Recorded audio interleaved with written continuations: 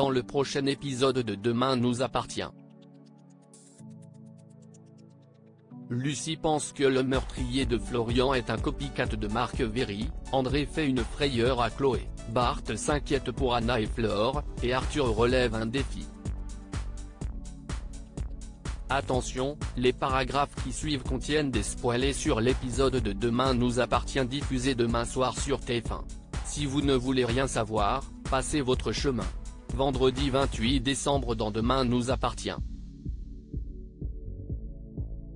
Lucie et Karim sur la piste d'un copycat. Lucie et Fred ont passé la nuit ensemble, mais à son réveil Lucie ne peut s'empêcher de se remémorer certains moments intimes qu'elle a vécus avec Marc Véry.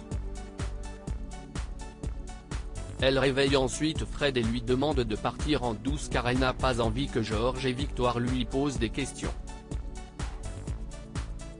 Fred ne le prend pas mal du tout et les deux amants se promettent de se revoir bientôt en dehors des entraînements.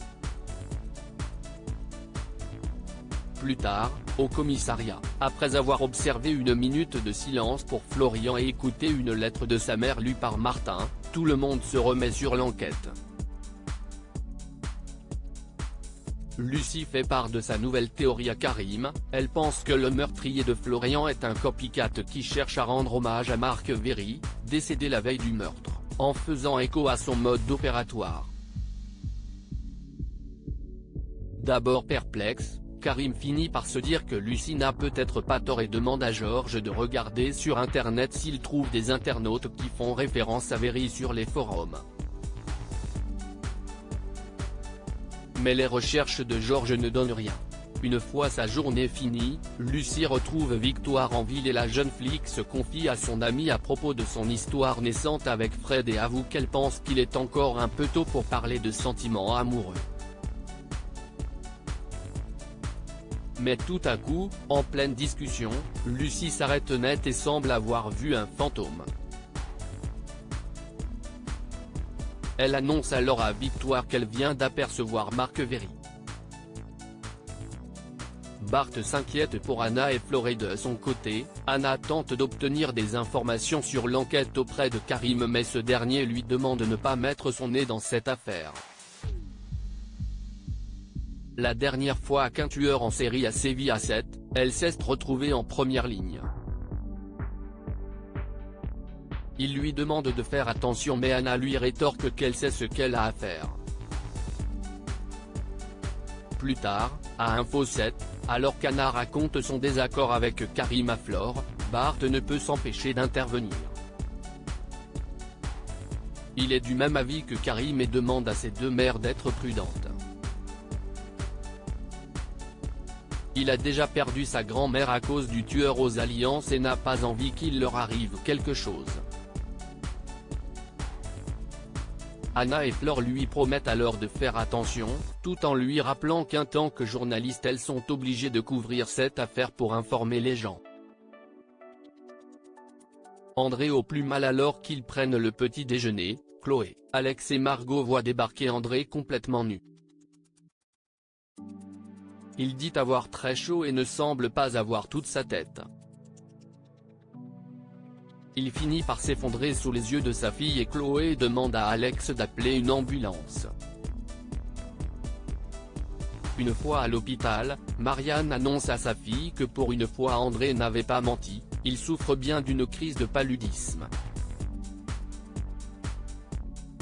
Chloé et Anna se rendent un peu plus tard à son chevet et leur père leur avoue qu'après la mort de son compagnon, Frédéric, il y a un an, l'idée de les retrouver et de leur demander pardon est la seule chose qui lui a donné envie de continuer à vivre.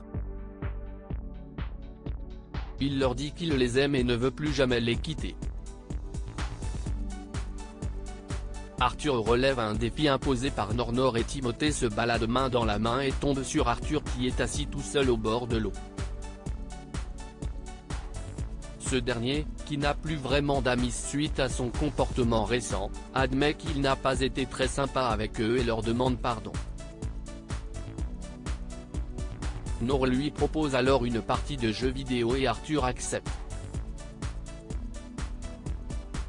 Mais, manque de chance, il perd lamentablement leur partie et Nour lui impose un gage, il doit se rendre au lycée, qui est fermé durant les vacances scolaires, et se prendre en photo dans la salle des profs. Après s'être assuré que sa mère ne comptait pas s'y rendre aujourd'hui, Arthur vole les clés du lycée dans son sac et s'exécute. Mais une fois sur place, alors qu'il vient de prendre la photo demandée par Nour, il entend un bruit suspect et s'enfuit en laissant son sac à dos derrière lui. Amusé, Nour accepte de retourner au lycée avec lui et l'adolescent découvre que les gaufrettes qui étaient dans son sac ont disparu.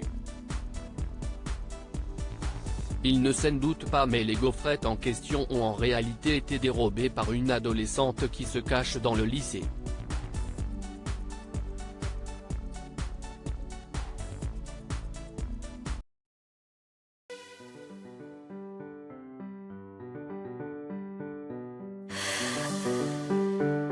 The man I love just had